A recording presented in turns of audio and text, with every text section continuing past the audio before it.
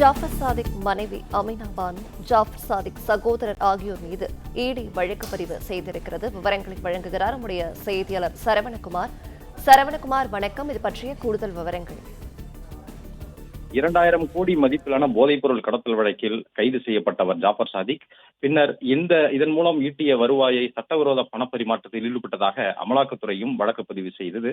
முந்தைய வழக்கில் முன்ஜாமீன் பெற்றிருந்தாலும் ஜாஃபர் சாதிக்கை அமலாக்கத்துறை கைது செய்து தொடர்ந்து சிறையில் வைத்திருக்கிறது.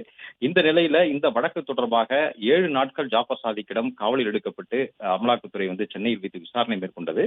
அந்த விசாரணையின் தொடர்ச்சியாக ஜாஃபர் சாதிக்கினுடைய மனைவி அமீனா பானு அவர் மீதும் இந்த வழக்கில் அந்த குற்றத்திற்கு உடந்தையாக இருந்தார் என்று அவர் மீது வழக்கு பதிவு செய்யப்பட்டிருக்கிறது.